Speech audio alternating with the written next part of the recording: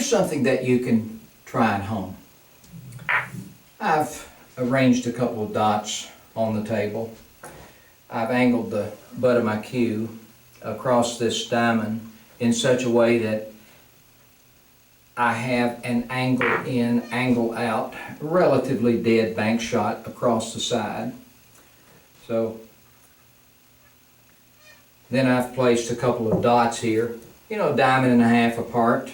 So I have the cue ball on this spot. And then I've taken an old centennial ball that's marked at the quarters, and the quarters are named A, B, and C from left to right. Now these aim points always face directly at the cue ball, and that is appropriate. Now, what we're interested in is how can we use CTE PRO ONE to connect with the left cut to the side and the bank across the side. Well, in center to edge aiming, there's two center to edge perceptions, and we're going to look at one of those here. I'm going to establish two lines. I'm going to perceive the left edge of the cue ball to A, and I'm going to also have a center to edge perception.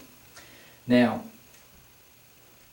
what's important in center to edge aiming is that you're not directly behind the center of the cue ball to the edge of the object ball. In this case, the edge of the object ball that is away from the direction of the cut. If I were to get directly behind the center of the cue ball to the edge of the object ball, then the left edge of the cue ball is in between A and B. So I can't get both of my lines in that manner. If I were to aim in laser-like fashion the left edge of the cue ball to A, then the center of the cue ball is perceived to be inside of the actual outside edge of the object ball.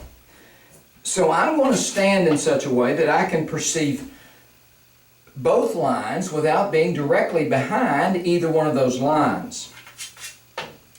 So there's my edge to A and my center to edge. So what I have effectively done is establish an offset to center to edge.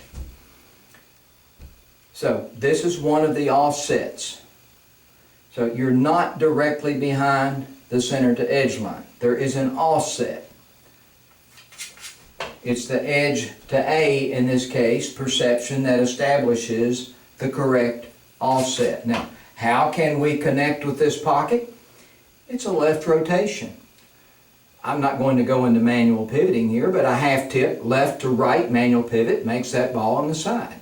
So I'm just going to do the natural version of that the professional players are doing.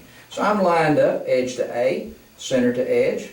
I'm extremely close to the shot line here. I could almost imagine that I'm on the shot line, and consequently that's why a lot of pros actually think they're on the shot line at this point. I'm very close to it. So it's just this little left rotation to center that allows me to pocket this ball.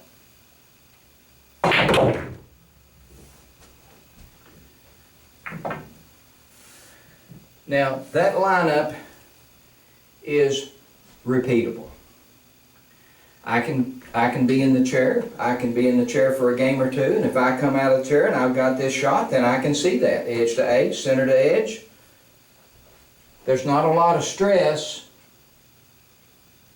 in establishing shot lines in center to edge aiming. Yes, you still have to make the ball, you still have to play position and all that. I'm well aware of that. But we're talking about how to arrive at a shot angle. And that's what center to edge aiming, that's where it shines. It connects you with the geometry of a regulation table. Now, if I were just aiming with the center of the cue ball to some point on that object ball, then I've got the center to where? The center to where? There's no objective place on there for this shot. The center of the cue ball is actually going to be aimed up a little bit inside this edge of the object ball, but there's nothing repeatable about that. It's a guess game, it's feel work, but not this. Not edge to A, center to edge. Well, somebody's thinking, well, what? You've got that shot set up. It wouldn't matter if I move this ball here and move this ball here. It's still the same shot. Edge to A, center to edge, a half tip makes that shot. Same thing for the bank shot. It makes that bank shot. It doesn't have to be a dead bank shot. Concerning the bank shot, I'm gonna use the same visuals. Edge to A, center to edge. There's a zillion shots on the table. And all zillion shots can be made somewhere with two center to edge perceptions, and you're looking basically at one of them right here. So for the bank shot, I'm going to line up edge to A, center to edge, and instead of coming from the left this time, I'm just going to bend over to the right. I just recently watched a internet money match with two of the top players in the world, and constantly they were turning left and bending right. So this is what I teach. This is the knowledge that I'm imparting. I want you to know how to really play this game. And to me, the definition of how to really play it is what the pros are doing. You're not going to come and work with me and then I'm going to send you out the door aiming at ghost ball, contact points, and fractions. Not at this point in my teaching career. Teaching you the concept is one thing, but getting your wheels spinning in such a way that this is the way you really play the game, that's another story. Understanding those concepts are great. Now for the bank shot.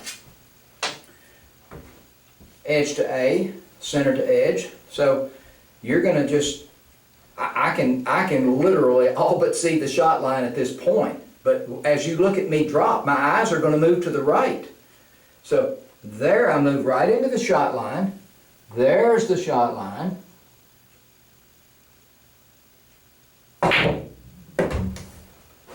And the connection with this pocket. Again, it doesn't matter if we move this ball over a little bit right here. That's not going to change anything. It's the same. It's still edge to A, center to edge. I get to carry the same objective visuals primarily through all the shots on the table. There's just a few variations. The two perceptions of center to edge makes all shots. This has been a very controversial aiming system over the years. But now that the details are emerging, the true light of this system is really beginning to shine. So, if I want to cut this ball on the side, I've varied it off of that dot a little bit. It's still the same rotation.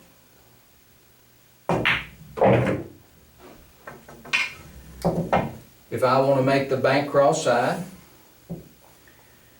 same visuals, same right visual sweep. So there's edge to A, there's center to edge. The system is going to straighten the shot out.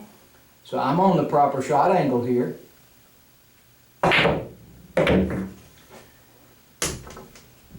So I like the objectivity of center to edge aiming and how it works with cue ball, object ball relationships on the surface of a regulation table.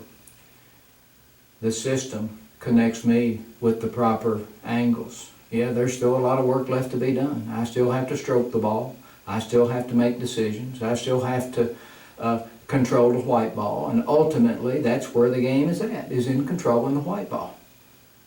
But the good players all get the ball in the hole first. You got to get the ball in the hole. So that's what center to edge aiming is all about. There's a lot of benefits to center to edge aiming other than just getting the ball in the hole. It's that confidence of not having to worry about your alignment when you're coming out of the chair going to the table. You're going to assess your alignment very quickly. It takes a little work, sure. I didn't learn this in a week or two, and you're not going to either. But you can learn it very quickly. If you start off with ghost ball, or if you start off with contact points, you might work your way into visual sweeps and offsets, rotations, in a few years. So what happens is you work with ghost ball, you work with ghost ball, you work with ghost ball. So what's happening is your eyes are learning the table.